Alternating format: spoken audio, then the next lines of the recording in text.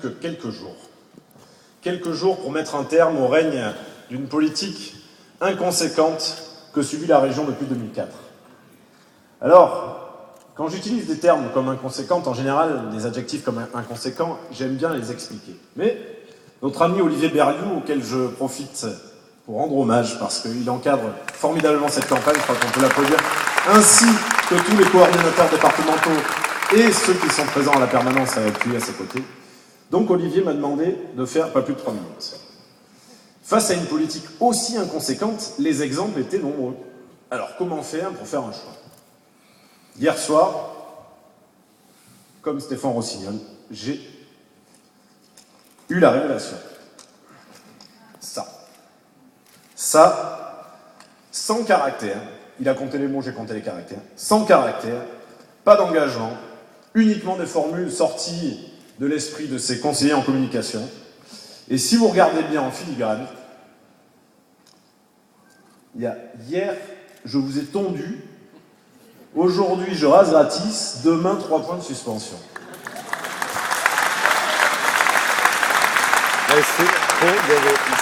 Alors oui, en communication politique, ça ne se fait pas. De parler de ses adversaires, de montrer leur profession de foi, ça ne se fait pas. Mais si la communication politique aujourd'hui, ça consiste à avoir des professions de foi qui ont moitié moins de mots que son bulletin de vote, franchement, avec Raymond Coudert, on refuse ce genre de choses. Parce qu'avec Raymond Coudert, c'est du sérieux. Avec Raymond Coudert, c'est du concret. Avec Raymond Coudert, c'est du tangible. Cela fait 1 an que nous parcourons la région. Ça fait 1 an que nous rencontrons ceux qui travaillent dans cette région. Et ça fait 1 an que nous réfléchissons à bâtir un projet avec et pour les habitants de cette région. Aujourd'hui, nous y sommes arrivés. Et je voudrais vraiment remercier Raymond Coudert pour le sens de l'écoute et sa capacité visionnaire que vous avez su, cher Raymond, mettre dans ce projet. Je crois qu'on s'y retrouve tous aujourd'hui dedans.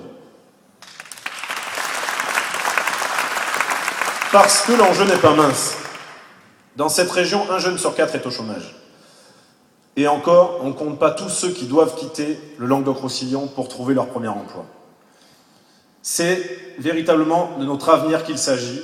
Je demande à ce qu'on sorte, comme le disait Raymond Coudert, du fresh circus, de façon à ce qu'on se mobilise et qu'on prenne en main notre avenir dans cette région. C'est vraiment indispensable en tant que centriste, c'est quelque chose, l'avenir qui me tient à cœur. En plus, j'ai 33 ans, je m'inquiète un peu pour mes enfants. Que je n'ai pas encore. Mais que je compte bien avoir bientôt. Ma fiancée n'est pas là, donc ça va, je ne fais pas de déclaration.